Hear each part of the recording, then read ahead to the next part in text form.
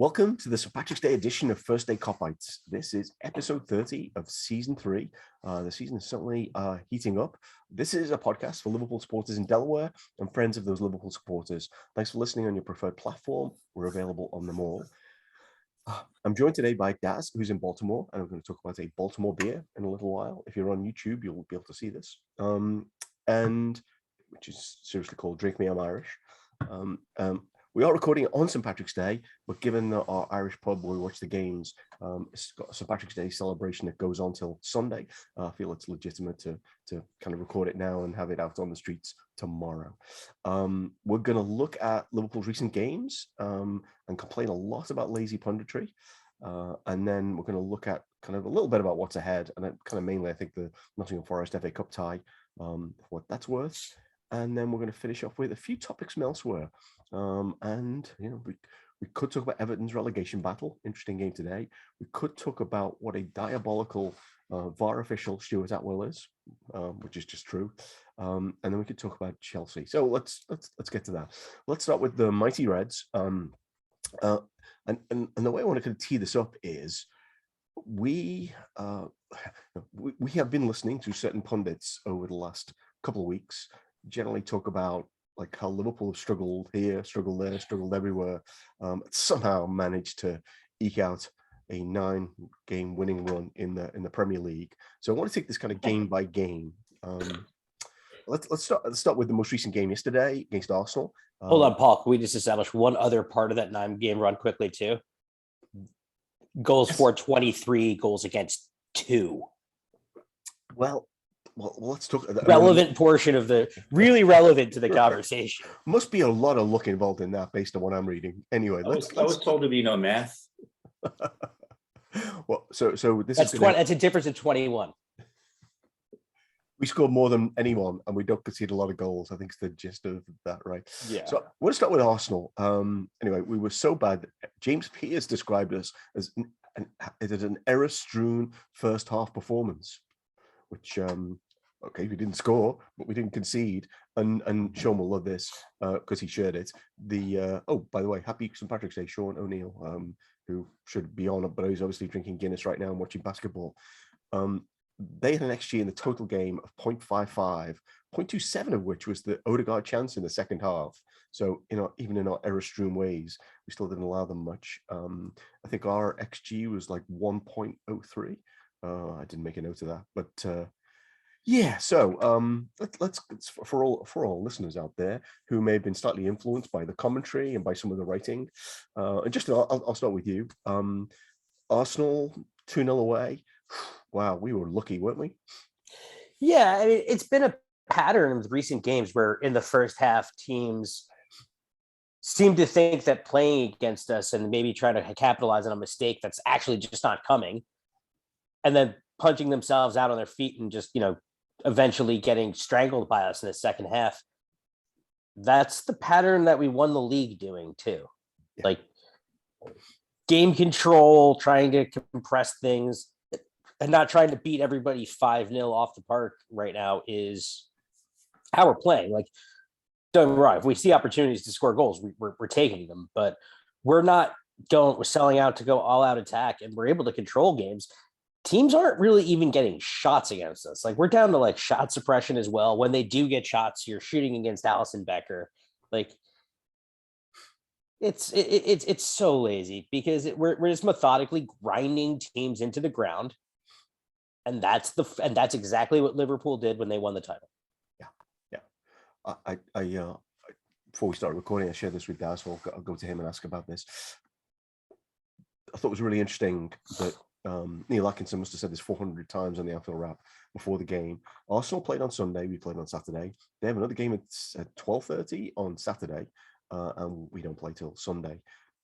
So whilst it might have felt like let's come up the blocks really fast, it actually felt like a more sensible strategy to be like, let's see how they do. And because I'm pretty sure that if they're not in a great position at 60, then they're not pursuing this game because they probably think the Villa game is all winnable.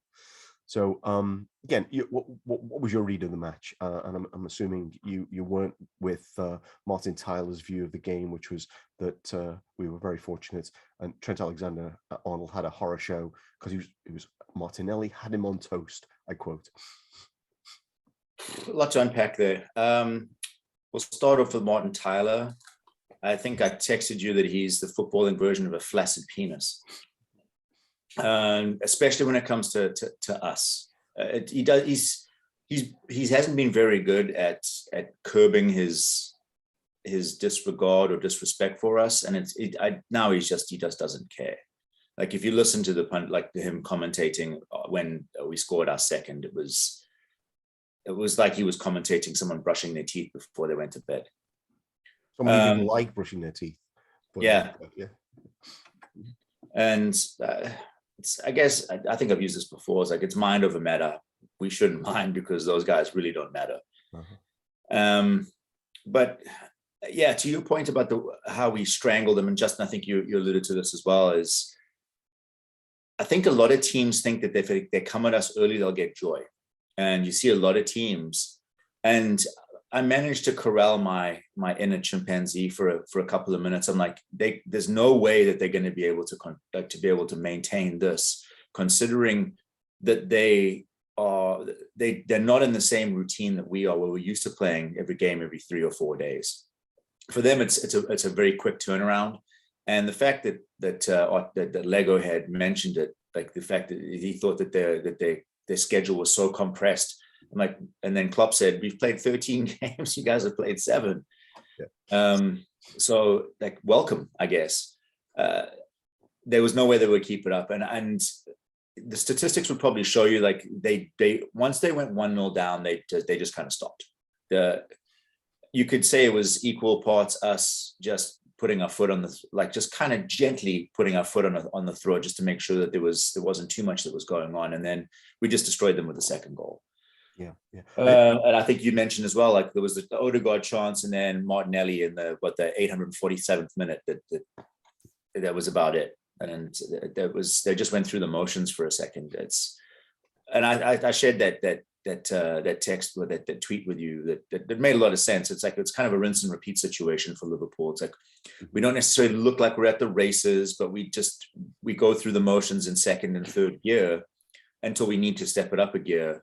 And it's usually after half time. And then teams that have kind of run themselves into the ground to watch out to try and beat our counter press, to press us. And I'll bring City into this. Like the way that we play and the way that City play, it's like watching a Rembrandt versus a Jackson Pollock.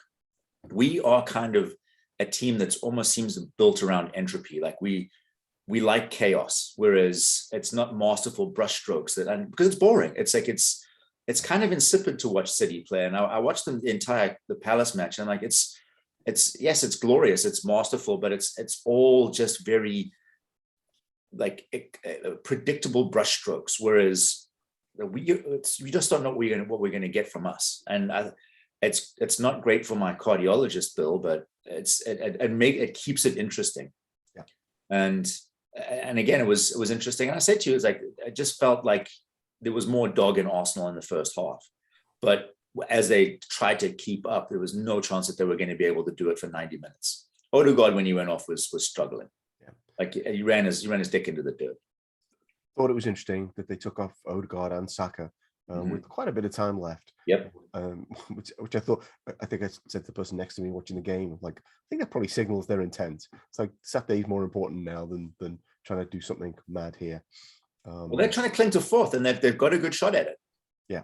Yeah, so for sure. Have to... Oh, you put them as the odds-on favorite for fourth. I mean, they've probably been the third best team in the league since about September. It's just the two teams at the top of the league are just miles better than everybody else. Yeah. So I thought Neil Atkinson made a really good point actually about Arsenal, because of the youth in the team, haven't really got an example to work around of what do we do in adversity. And I do think that kind of came into this game as well. It's like, we don't actually have a plan when we go 2-0 down against somebody who's really very good. Whereas, if we get a goal ahead, that's a whole different story. They also don't have anybody who scores goals, which is a problem. Like, yeah. I must admit, when the ball fell to Lacazette from the horror pass from Thiago, it was like, oh, it's Lacazette. I don't think he scored a goal in open play for how long? Yeah, I wasn't afraid when he got on the end of it. If that was Aubameyang, that would have been a different thing. But Yeah. he's in Barcelona now, so Yeah, scored today, I believe. Scored today, yeah. Yeah, in the Europa League, though. Okay. Oh, how the mighty have fallen. Well, can we before we move on, can we talk about how Alisson Becker is by far and away the best one-on-one goalkeeper that potentially walked the face of the earth? Like he dared Odegaard. He's like, yeah, go ahead. I'm just going to shepherd you to where I think I want you to take the shot, and I'm just going to snuffle it. Like he didn't go down on when Lacazette was trying to get him to bite. He stood up and then he came back across and he shepherded Odegaard into where he wanted him to shoot. It's kind of funny. It feels like the only ways that teams score against him is either with a worldie or like an absolute howler from him. Yeah. He's looking good. And he also, I think that there's certain games, I think this is we talked about this 2019-20, where it's like, I'm not giving up my clean sheet today, whatever you guys do. Especially towards the end of games, feels like, I'm going to do whatever to keep us in this. Like the save you made against Brighton, which could be a nice transition. But I did want to talk about like at least a couple of like really specific things from the Arsenal game, which I think are worth calling out. By the way, I can't believe we haven't mentioned yet that we're only a point behind City. But who? Never heard of him. We'll come to that. I thought if you had to like choose one goal which typified how Liverpool play at their best, I really think that Firmino goal was kind of the ultimate, with the pressing and the kind of not giving up and kind of the cute little moves, like Firmino's little fake, like away and then forward when he scored. I thought it was a thing of beauty. A lot of things of beauty in the game that were much not commented on by pundits who obviously had a different agenda. There was also a real power to that goal, like thrust, like, the type of thing where that you are used to from us still, which is like we know how to really, really, really rev up the energy to a level that you can't take when we need to. Yeah. I'm pretty sure Gabriel is probably not looking forward to playing Liverpool again next season, because I guess it was him who lost the ball in the first press for that goal, and of course it was him who turned it over when Jota scored that goal at Anfield. I'm pretty sure the whole team's not looking forward to playing Jota again, because that's 7-7 while playing for Liverpool, which I'm sure we all knew. So Daz, any other thoughts on the game? I mean, feel free to wax lyrical about Firmino's goal, but I thought there were some really, really good performances, including from the captain. I thought he had a pretty decent game. He did. So in terms of Firmino, I called my dad at halftime and we kind of chatted, and I said, this game is crying out for Bobby. I felt that I love Diogo Jota, but this is the great thing about what we offer in terms of our attack. There's like someone brings something different. They're not carbon copies of one another. Jota, until he scored, I felt was somewhat anonymous, and he took that goal superbly. Ramsdale, I think, can probably hold his hand up and said I shouldn't have given him that much space, because the only place that he really had to go was near post if he was going to take the shot. And I think he cheated a little bit, but it's neither here nor there. I think that I said to my dad, is like, this game's crying out for a bit of Bobby, someone that can control it, just hold it up and bring. I'd love to have seen Luis Diaz get a couple of minutes with Bobby when he came on, because I think it probably would have turned around. I don't think Luis Diaz it definitely wasn't his best game for us. Yeah. But he still did some bits and bobs, and I still love to watch him play. But he wasn't as definitive, I guess, is lack of better He way. looked like a guy who'd played a lot of games recently. Probably that. Yeah. Look, Klopp's comment apparently was that he thought in the first half the 2-8s weren't high enough up or moving the ball. That was the problem, he thought, for the front three in the first half. And it changed in the second half. Yeah, I saw that too. Yeah. But I said to my dad, it's crying out for a bit of Bobby, and even though he hadn't played for a while, he does like playing against Arsenal, because by and large, they're not the same type of grok type team that you're going to play against, like a Burnley, where they're booting you 40 feet in the air. They'll still let you know, but you'll get some joy against them. And I don't think there was any joy in football until Bobby started playing, to be honest. Just the way that he plays, like he ran over got snogged in the crowd afterwards. I love that mad bastard to absolute pieces. Like he just simplifies the game, but it makes it so complex at the same time. Just what he does and how he moves off the ball, his selflessness, like the fact that like sometimes I'm like, dude, just take the dip, take the ping. He's like, and he makes the decision to pass it outside so someone else has a better opportunity. I love Bobby Firmino. I unequivocally, like, and I think I said this to you. If he becomes like the dictator of a third world country, I'm moving there. I'm getting citizenship. So I'm glad I primed you about Firmino, because one thing I did want to mention was the fact I think that took him to the leader of people yellow card for excessive celebrations. It's a stat you actually really want. Yes. Yeah, I think that's the only thing he's ever been yellow carded for, actually. I think he may have had one other yellow card for something else. I don't know. So it's wonderful, wonderful. Yeah, it's like Galaxy's biggest douche, like Stuart Atwell. Yeah. I think he holds by himself and has for quite a while. Yeah. Let's not start yet on Stuart Atwell, because I want to kind of keep it together for a little while. Let's talk a little bit about Brighton. Keep it together. You have the wrong two guests for that. No, I'm talking about keeping me together, because me ranting about Atwell. You still have the wrong two guests for that. Yeah.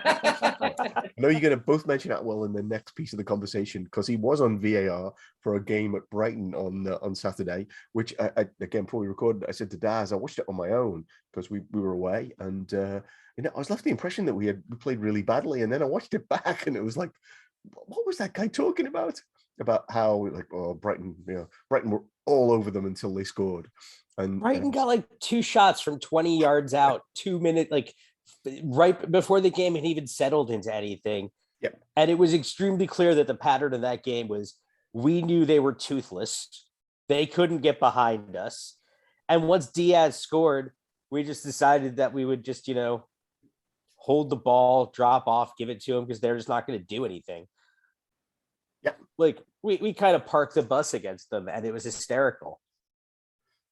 A few shout outs. Atwell and VAR. I mean, you don't refer that, and then you refer the Allen, if you haven't seen this, the Allen red card today for Everton against Newcastle. That's referable, and I'm taking this man out, and as I said to Daz before, for an assault that could well have had you, in court, if it was out on the streets. Bizarre. Matip's pass, I thought, was absolutely wonderful, and he has his bravery too, because he knew he was going to get cleaned out. Yeah. I think you just have to defund the PGMOL. I know a guy that makes those shirts. If you're interested, I think I already have one. We need to make that a thing. Yeah, wow. Yeah. So let's not talk about Stuart Atwell. He's just not very good on VAR, or maybe he's just not good at anything. He's not very good at VAR. He's not good as a match official. Pretty sure he's probably got a very crappy bedside manner as a fourth official. And he's definitely a deadbeat dad. I did think it was a bit, this is a complete tangent, but I did think it was a little unfair that Mike Dean was the one getting all the complaints from Alan as he left the field. It was like, I had nothing to do with that. It's like the guy in the middle and the other guy on VAR. No, I'm pretty sure Mike Dean would have given that as a red card, given he didn't give the Sanchez assault as a red card. Anyway, Brighton does.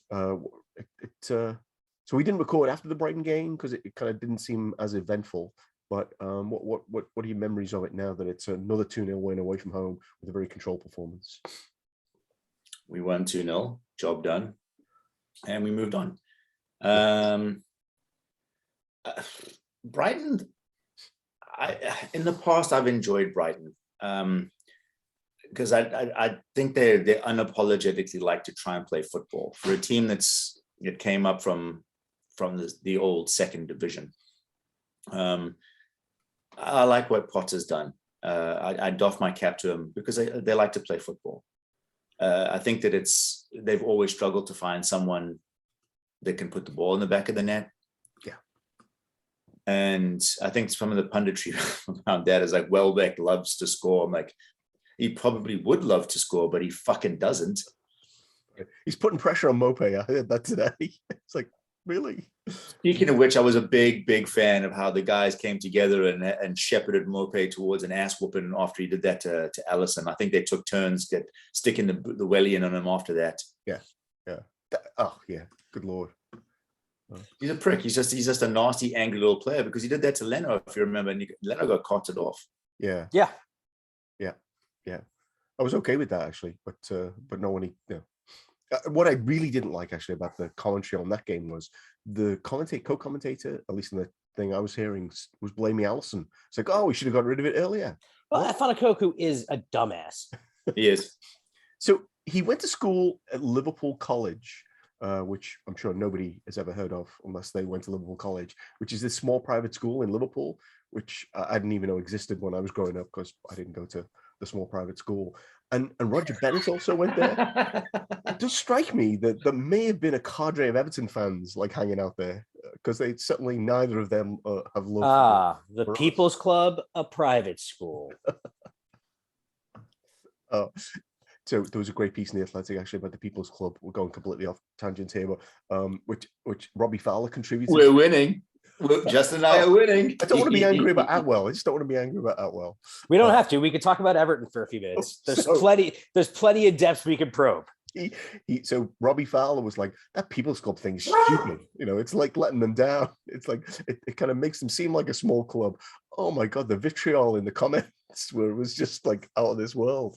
Like, well, before we found out that guy that strapped himself to the goalpost by a zip tie and around his neck, I thought he was an Everton fan, and I think we said to you, is like, I'd probably do the same thing if I was forced to watch that every week. I've seen a lot of those comments. Yeah. Those jokes write themselves. They do. They really. And in terms of like finding depths, like there's no depths that we can find that they haven't already tried to start plumbing. Oh my God, those poor bastards. Do you guys really want to see him go down? Mixed feelings, actually. That's a great question. I really mixed feelings. My sister's an Evertonian, and my grandfather on my condolences. What's that? Condolences. Yeah. So it's hard to be too, I'm not above singing, Everton lost again, at any moment in time, by the way, including to her. But I just feel it would be really hard for them ever to get back. There's a lot of money being invested in that stadium, which could bring a lot of jobs to Liverpool. I don't need them to do well, don't get me wrong, but I'm slightly torn about them going down. It would be funny, but it might not be good for the city. I think it would be terrible for the city of. I mean, It's the jobs. It's the fact that also there's every chance that if they go down, that like all of that is really going to fall through because I mean, I guess also how's Usmanov's money still there? Yeah, well, because that's going to be the hard part.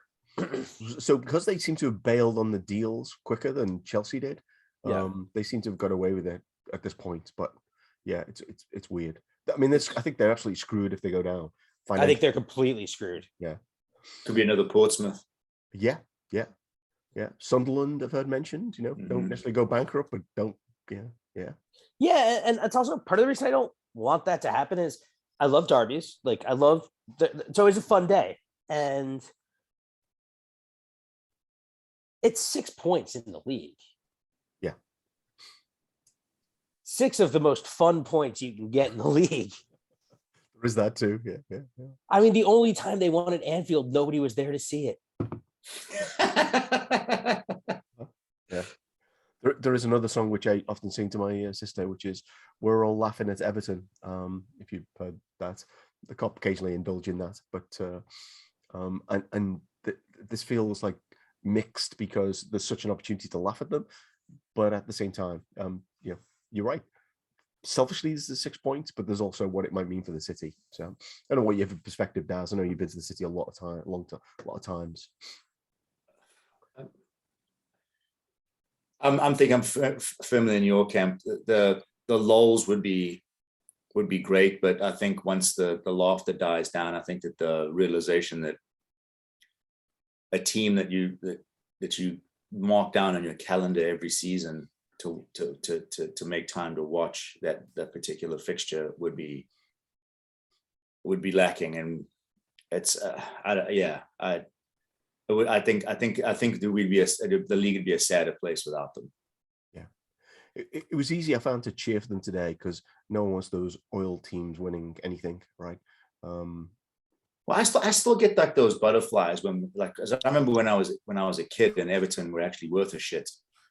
Were like, they were unbelievably fraught fixtures. They were great to watch. There was always blood and thunder, and that there's still some blood, mostly ours, because they like to try and kick lumps out of us. But that some of the fixtures still have some kind of heavyweight capacity to it, because they're going to raise their game to try and match us, and they fall short often. They've fallen short more often than not in the last 20 seasons. It's been a while. Very, very few wins anywhere, right? Yeah. No, I would go back to some of those days when I remember going when it wasn't unusual, like to see people in kind of red and blue next to each other. Mm-hmm. I don't believe that happens anywhere near as much anymore. I remember being at Goodison, and I think we were going for the league, and David Johnson scored a goal that the Everton fans, if they'd not enough to complain about, thought was offside. And like around me, I was in like the side of the ground, so not in the park end where all the Liverpool fans were supposed to be, and there were a bunch of people around me cheering. Wasn't unusual. So it's a lot of memories would I don't know, be tarnished, I think, a little bit by them going down. Yeah, it's also, I mean, if you think about it as well, Everton as a football club, and also just like its supporters, have very, very obviously, for very obvious reasons, been probably the best about showing solidarity with Liverpool supporters over Hillsborough. Yep. There's very obvious reasons for it, because it's they're family members too, and but like I don't think that type of thing should be discounted. Yeah. I thanks, Justin, for asking the question, because I think that's it's easy to get like caught into the social media. Who's laughing at Everton this week? But you're right. There's a lot more to it, I think, from a City of Liverpool perspective, than that. And one of the most beautiful things about that is the banter now, specifically, and you get to see it in the social media age, and some of it's kind of nasty and ridiculous, but some of it's worth and cringy, but it's like that we'd lose that banter. And like I said, I just think that the league would be like, in terms of our fixtures, would be a sadder place. Yeah. And if they're replaced by a team from the south, that's never going to go down well in, I think, our part of the world. And increasingly, there are teams from the south replacing teams from the north in the Premier League. This is not an argument for Burnley to stay up, by the way. Just so we touched on Everton. Let's so I think we're done with Brighton. There's probably not a lot else to say about that game. We could touch a little bit on Internazionale. It would have been nice to be like, bring on your Internazionale, but unfortunately we lost to them, which was a bit of a blip. But thanks to Sean, we have the XG of the game, which is 1.83 for us and 0.3 for them. And another day, I think we win that game easily. And I think if we really, really need to win that game, I think we're winning it. Am I wrong? Justin, persuade me I'm wrong. No, you're not wrong. Basically, we hit 3 posts. It was luck in a game that we really didn't need to win. They're a good team. This is what I'll say about Inter. It's the same thing I'll say about Arsenal. They're a good team. We're a great team. So a good team can outplay a great team. And I think if you play that exact game 100 times, 85 times we win. Yeah, for sure. And what percentage is that? I think it's 0.85. The standard deviation of 2. Yeah, but I mean, I think it's a game that's really not worth much thought, except for one. There's one great takeaway from it. We lost the right game to lose. Yep. Klopp said so much after, what do you say? Kravitz used to say the same thing. It's like, it's about learning which are the best games to lose. Yeah, and it's also typically we typically really respond to losses. Mm-hmm. Like they tend to fire us up. So yeah. So here's an interesting thing I thought about this. Like everyone's like, we have to win every last game on the way in, but we don't. Like we can afford, and we can afford to drop 2 in the Champions League. yeah. So, as long as it's not like 6-0 or something ridiculous like that. But we can. I think that if we lose the first fixture, we'll turn it around. Yeah. So I shared this in the agenda. So I think I'm right in counting up, but we played 46 games. If we do win every game, we'll have played 17 more. And we'll have 3 trophies if it all works out perfectly. But the FA Cup, so we've got 9 games left in the league, which some of which are really going to be condensed because now we've got midweek games against United, for example. Mm-hmm. The City game is the other side of this. Is it the quarterfinal? Yep. It's in between the 2 quarterfinal legs. There's only 3 games left to win the FA Cup, which clearly is our least important. So Sunday is the least important game of the rest of the season. What's your perspective now? Because I know at times we talked probably back in January thinking, it just might be too hard for us to win the league. We might just have to focus on the cups. I think clearly. So I saw today actually somebody apparently bet Fred, whoever they are, paid out £750,000 before in December, based on the fact they thought City had won the league already. I guess they're also going to have to pay out the people who bet on Liverpool should that happen, which would be unfortunate for them, wouldn't it? So oh no, you mean a bookie losing? Well, apparently he's fool enough to pay out on a decision that wasn't already made. But anyway, didn't they sing that "I'm Too Sexy" song? That would be right, Fred. Said Fred. Well, it's the same level of smarts. I think too sexy for this bet, assholes. Yeah. I wonder if that's on the wall at Anfield, actually. I'm too sexy for this bet, assholes. Really, more like, they've already paid out on them winning the league. Okay, all right. That is bulletin board material. Yeah. The textbook definition thereof. They don't believe us. Okay, let's see. I will hold my hand up. I was one of those people that thought it might be done. I didn't. I just thought it was really, really, really narrow. Like it was when it was 14 points, we had 2 games in hand. So basically we had to play 8 points better than them over a half of a season. And we've done that before. They've done that to us. Like it's the whole point of like, you have to think that like seasons trajectories aren't linear. And sometimes it is at your best to be playing better in, May and April and, March than it is in November and December. Like often, like recently it's been whoever is the best coming out of Christmas. If you can get any sort of winning streak going, or whoever gets like a 10 to 12 game winning streak wins the league. The thing that's tilting that lately is that City and Liverpool are both doing it in the same season. Yeah. Habitually. Yeah. I mean, we're up to 8 in the league now in a row. 9. They had 12, right? Those runs really rattle off points. Yeah. So I did read somewhere, the guy who writes the Athletic for the Man City crowd talked about how Guardiola's goal is to get them be at their peak in February, by which time mostly his teams have won the league. And so there's a question mark there about like, now we're into March and April. And so they dropped 3-4 points.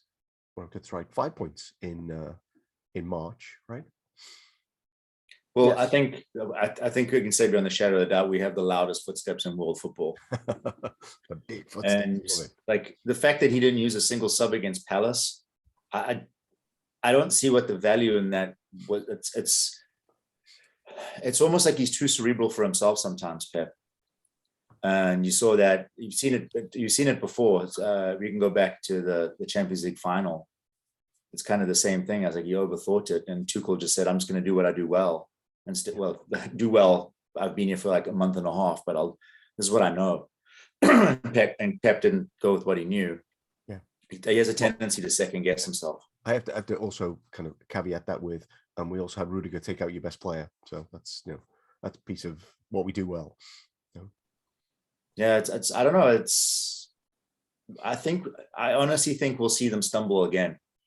So because if you notice, and this was mentioned by people smarter than myself, and I watched it, I was like, look at these guys, they're sniping at each other.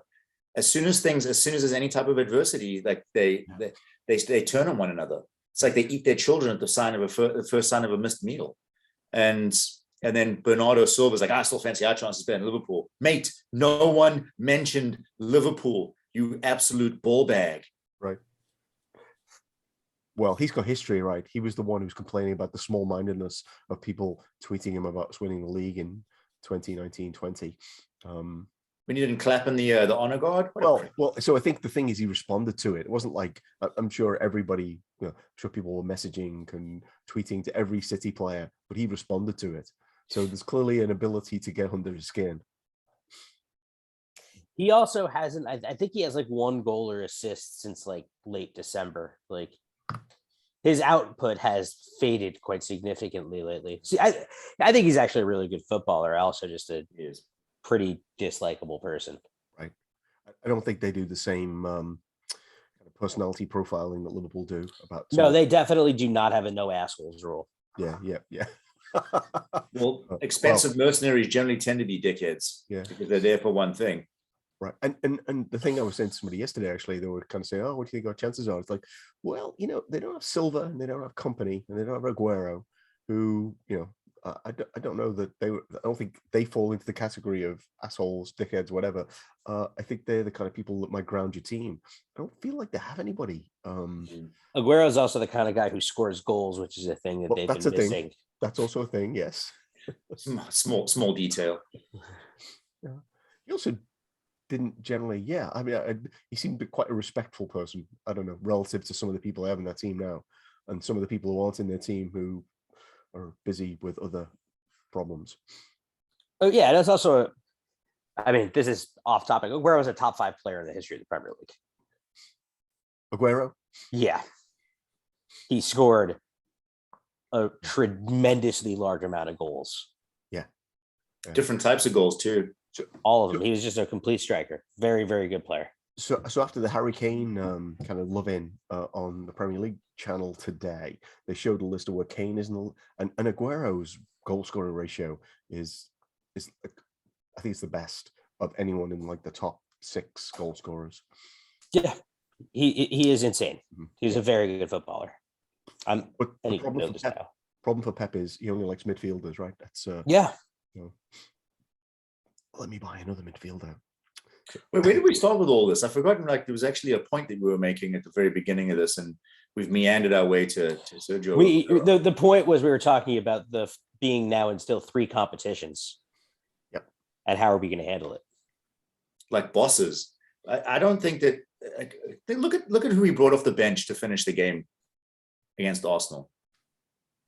Can you imagine being on that field? Like, oh, come on. They're bringing on Bobby Firmino and Mohamed Salah now? Yeah. You bastards. And the thing is, like, so we were talking about how you kind of set your team up for the sprint at the end. Like every single person on that bench is proven pedigree at this point, and they've gotten minutes. Like you're talking minimum. Okay, so we can fast forward to this weekend and look at a potential starting lineup. Yeah. Most of our guys won't start. Most of the guys that finished that finished the game won't play on Sunday. You might go with Ellison. You're probably looking at Joe Gomez and Ibu at your center back position. Tsimikas will definitely get a run out. It wouldn't surprise me if he doesn't play James Milner at right fullback again. Then he might play Henderson in the 6 role because Fabio was looking a bit leggy at some points yesterday. Then you got Ox. You have Harvey Elliott. You've got Curtis. You got Curtis. Yeah. He's got 5 subs as well. Yeah. So I'm copying this off something else I heard. He could play Henderson in the 6 for 45 minutes and then Fabinho for the other 45. Yeah. Or if the game's out of hand, you could play Tyler Morton at the 6 for 45 minutes. Yeah. I mean, 2 guys who are almost certainly look like they're going to start up front are going to be. It's going to be one of the bigger players plus probably Minamino and Divock Origi. Mm-hmm. Might be Firmino for minutes. Yeah, in which would be if you're going to do that, like that. Which of those 3 guys plays wide? Well, I mean, Origi, you can play Origi wide off the left. It's just not the best use of him. Yeah, No. yeah, that's a good point. Formation might play into this because, yeah. We still want to win the game. Yeah, but this is the game we want to win the least of those potential of the. It is the game that you want to win the least of the games that are potentially left, but at the same time, it's playing a team from the championship, and we're a deep, elite Premier League side. So yeah, we should have the depth that we actually now have might be enough to actually carry us through that. So I think it's a trade-off, because I think if you played off first, like 11, whatever, one of the 15 players he normally plays, then we should beat them. But their coach is Steve Cooper, who started his coaching career in Liverpool's academy. That's right. As one of like an increasing number of coaches across different divisions that sort of came out of Liverpool. So I don't think, I think they're going to be a team that's going to be more complicated than, I don't know, who else we played? Preston, whoever else we played. So, but to Justin's point, I think if you had to ask me this question 10, 12 years ago, I would have been bricking at what potential second squad we were going to put out and just how crap they were.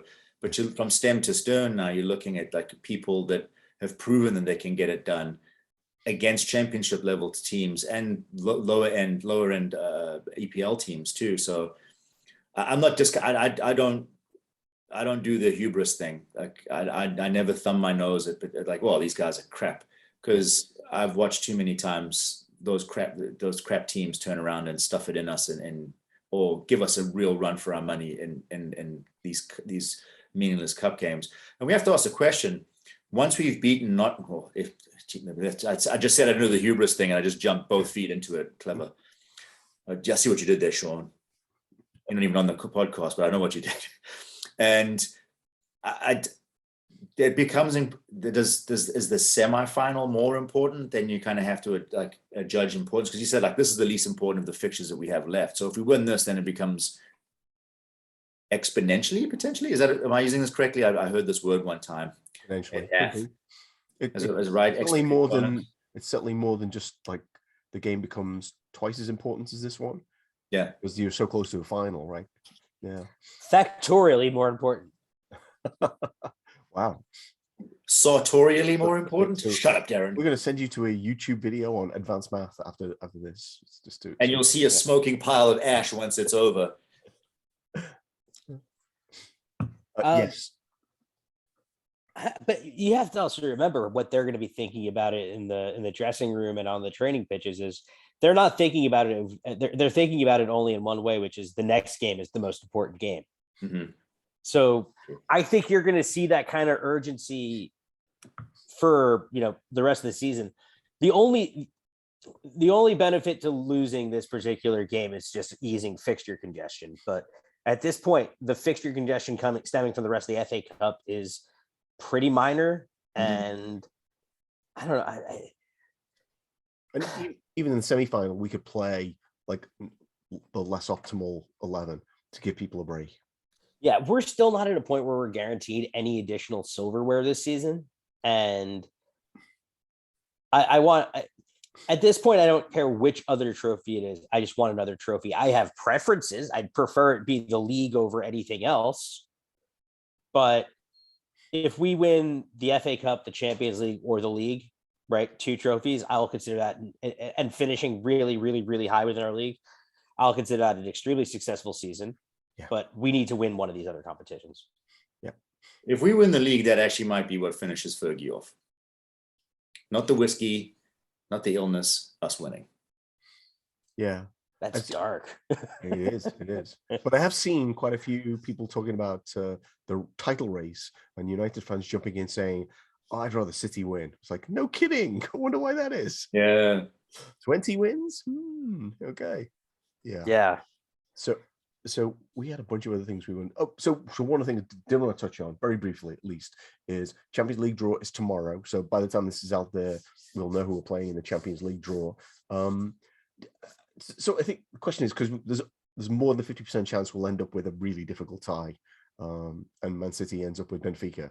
But any 100% chance. any thoughts? Or Villarreal, right? Didn't they get Villarreal actually in the quarterfinal, and then they changed the draw? Yeah, whatever. Yeah, last Ballgate. Yeah. I mean, I could tell you who I want and who I want City to draw. I'll take Benfica gladly, but if it's not them, I'll basically take anybody but Atleti or Chelsea. I just don't want to play those two teams. Okay. And I sincerely hope to God that City draw one of the two of them. Yeah. So I was thinking about this historically, actually, and I'll go to you next, Daz. That 2019, we win the quarterfinal against a Portuguese team. Like the sound of that. In 2005, we beat Chelsea in the semi-final, go on to win the final. That feels an okay path to me. Where are you with the draw tomorrow? I just don't want another English team. Like the part of the beauty of the cup is that you get to play teams from all over the world, and all over Europe, not the whole world. Yeah. And we've played Chelsea 3 times already this season. We've already had enough history with City in this league, in the Champions League too. Good history, but I'd rather it be someone from the continent than domestically. And having said that, I am 100% in Justin's camp. I cannot stand the way Atletico Madrid play football. They don't need to play that way anymore. They were the plucky underdog bullshit is like that was from years past. Like they have enough money and influence at this point that they shouldn't have to rely on that type of shithousery. Like it's just we want a spectacle. We don't want that type of spectacle. I'd rather not get Atleti. Yeah, quite frankly, I wouldn't mind Villarreal. We do have a 2 in 7 chance of getting a team from Madrid. We have a 2 in 7 chance of getting an English team. So that's more than 50% of the options. So some of those are likely. The thing I would say about Atleti is, if you looked at that game, United's the shit. Honestly, a good team would have been going through in that game. Like the goal they conceded was their defensive problems all over. Like the right back gets sucked into the middle and they don't close down the guy who's hitting the cross in. Anyway, so I don't like playing them, but I also don't think they want to play us actually at this point. That's fine. Just let Pep deal though with like Simeone's dog shit. He needs to melt down. Let Pep melt down over that for 180 minutes. Yes. Yeah. So that was Champions League. We talked about FA Cup. International break is coming up, which is never good because we have too long to wait to the next game. But next game up is unless let's leave it here. But we've got Watford at home, which on paper it's a 12:30 kickoff. I think it is. Yeah, it's early on. Yeah, I'm gonna be there. By the way. Oh, awesome! Yeah, send photos. I will. We'll do a match report, and yeah. I got to tell you though, just in the last game I saw Liverpool play was against Watford. When we lost? It was a 12:30. No, they won. I think it was 2-0 in the end. I think Salah scored both goals. But it was the game where Watford, I think, what's the guy who coached Leicester? Pearson was coaching Watford. And honestly, they had chances. I think Sarr missed a really good chance. But the crowd was pretty flat because it was 12:30 and it was Watford. Anyway. But we won. I think the crowd might be a little bit less flat for this one because we can go top if we win. Agree. This was December 2019. Yes. Yeah. Yeah. We can go top if we win this one. So, I'm gonna like every weekend where we play first and City play second because I feel like that's the better position to be in is the one who's played first. I can still think I wonder if they didn't play into what happened against them at Palace on Monday. Yeah. They had like 2 days to think about it. Yeah. On our side, I think things are definitely ramping up. So I watched the game yesterday at our Irish pub, and there were a few Arsenal fans there. Kind of interesting, which I just think revved the crowd up even more. We had one particularly bad moment where someone who's leading the singing sang the Roberto Firmino song where Diogo Jota scored, but it was all good in the end because Roberto Firmino came on and scored anyway. Prescient. Yes. So I think he was so carried away with scoring a goal because there was a lot of back chat from the three Arsenal fans. So what you probably don't know is the pub we watched the game at is on the Arsenal website as a place to watch Arsenal in Delaware. We don't often see Arsenal fans in Delaware at our pub, but there were three of them there yesterday. So time for one more round. Go for it. Okay. Verily. So let's pick your topic. We could talk about Chelsea and well, we could talk about Chelsea in terms of do we think they're in? I don't know. No, we could talk about Everton and how they're not in a relegation battle anymore. We did talk a little bit about them. We did. We could also talk about Stuart fucking Atwell. Oh my God. Why are people not calling this man out? Wait a minute. So we've talked about Atwell and we've talked about Everton. And you've only given us three choices. Well, so I avoided a deeper dive into Atwell's choices as a VAR official. But he's as shallow as a petri dish. You don't need to go that deep. He's just crap at everything that he does. So my only way about talking about Atwell is to like do the Jose Mourinho if I am to speak thing. So I'm gonna stay away from this one. Okay. Chelsea it is. All right. Last round on Chelsea. Well, I guess they're still winning games, but the question is, can they get to any more games that are further away than across London? They should have had a penalty against them. Chalobah and Murphy. That was also awful officiating. The jersey pull alone was enough for a penalty, and he took two nibbles at him and then put him down. And that was towards the end of the game too, and that would have. I think that would, at the very least, it would have rescued a point for. It would have gotten a point from it. Was it Kavanagh on the VAR for that one? I don't. It was just awful officiating. Because I think there's some like if it's one of those people, then it was Coote. I want to say David Coote had the whistle. Oh God, he's awful. Yeah. I think you just say insert name here. Can we just have Michael Oliver all of our games going forward? Actually, that would be. Michael Oliver is the biggest beneficiary of grading on a curve I could possibly think of. It is. Least crap of the crappest. So, he's not good. Like he doesn't fill you with confidence that he's going to make the right decision. You just maybe think that like he's going to make the least wrong one. Yeah.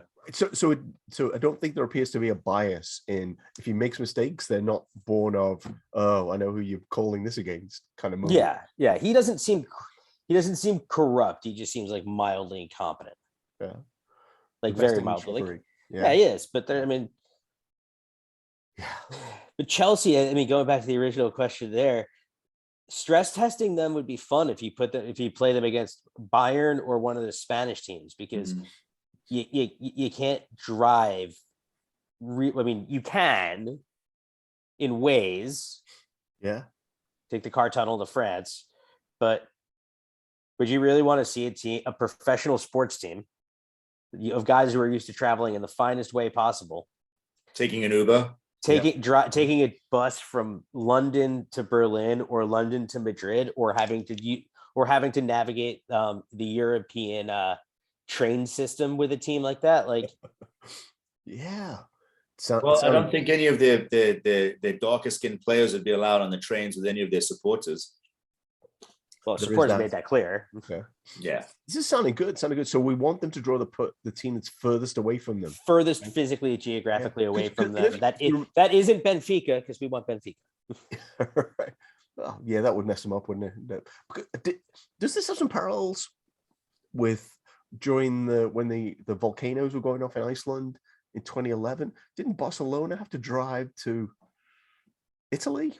And they lost the game, and they blamed that on why they didn't progress. They did, but if you remember, there was no other option. Like they had to do this because of a natural disaster. Yep. Chelsea have to do this because their owner funds a murderous dictator. I did say some parallels. I didn't say yeah. Wait, it's funny. I seem to, like, in my booze-addled recesses of my booze-addled brain, remember that Lewandowski was actually supposed to fly over to sign for an English team when that happened, and he never did it. And the rest is history. Wow. I want to say it was like Fulham or something ridiculous. Good Lord. Wow. I'm going to have to look that up again. It's like the sliding doors moment, because who knows, without Jurgen Klopp and Dortmund, maybe Robert Lewandowski at Fulham turns into just like the Polish Alexander Mitrovic. And Jurgen Klopp doesn't get to the anyway. Yeah, Jurgen Klopp doesn't get through what he gets through. Right. And we're all sitting here just miserable about how after 33 years Andre Boas couldn't get us to the Europa League. Yeah, the Hodge has been brought back to right the ship after Fat Sam has been fired. I think at this point Gerrard would have been there earlier. I think that's probably part of the narrative. So, having explored the bounds of outer space in terms of sliding doors, that's probably a good moment to finish, given I couldn't get much biting on the Chelsea thing. The one thing I actually thought was kind of relevant here was like the lack of awareness of what people were thinking about was going on, trying to get that game with Middlesbrough played behind closed doors. That just feels, I don't know, who is running that club right now? I just think it was a ham-fisted way of them trying to pressure the government into doing something. And the government, the English government, the UK government slapped back and said, like, you guys really aren't in a position to be able to push any of this bullshit. So mind your business, back in your hole, and keep quiet until we tell you what's going to happen. Look, I don't think that Chelsea's going to be thrown to the wolves. I'm not going to go the too big to fail route, but I just think that it's in a lot of the FA's probably best interest to make sure that they stick around. In some way, shape, or form. Who they get as their next owner will determine if they become the next West Ham. If the Saudi money's back in play, it's going to be business as usual. He's a English billionaire, I believe, like childhood fan. I forget what his name was. I think he's a real estate developer. Andy was his name. Used to sponsor us, apparently. No, just kidding, wasn't him. But, but I think ultimately it's going to be massively depend on who their next ownership group is. If it's oil money or it's of that ilk, I think that it'll just be full steam ahead. But you have to ask, like, what type of due diligence is the FA going to do at this point? Like that, we've always said it in a number of different ways and a number of different times. Like that horse has bolted and it's raised other horses outside of the stable. Are they? I guess the question is, are they going to slap back against that because now public opinion is so fervently against it? Like there is a point in time within which the amount of money that you can get made off of something, when public opinion is going to and the backlash is going to turn against you, where you'll just settle for the marginally less money because you're still going to get a lot of it, but less fuss. Yeah. So I'm hoping Woody Johnson personally to own Chelsea, because that just feels perfect, because he probably won't put a lot of his own money in, and his track record with the Jets, sorry, Justin, is not that great. So it's okay. I check out on them very regularly. And the fact that his name is Dick makes it even better. I knew you were going to go there. Okay. It was the low-hanging fruit. I think we're done. We're not sponsored by, but if Oliver's Brewing in Baltimore would like to share more beer with us, I'd be quite happy. St. Patrick's Day. We'll be back in 2 weeks after the international break. Thank you very much, Daz. Thank you very much, Justin. Really appreciate your hanging out with me this evening. If you enjoyed the podcast, please share it with a friend. Follow us on Twitter. We only tweet and retweet from sources that are credible. It has to be said, we don't have the followers that Justin has, but hey, let's try.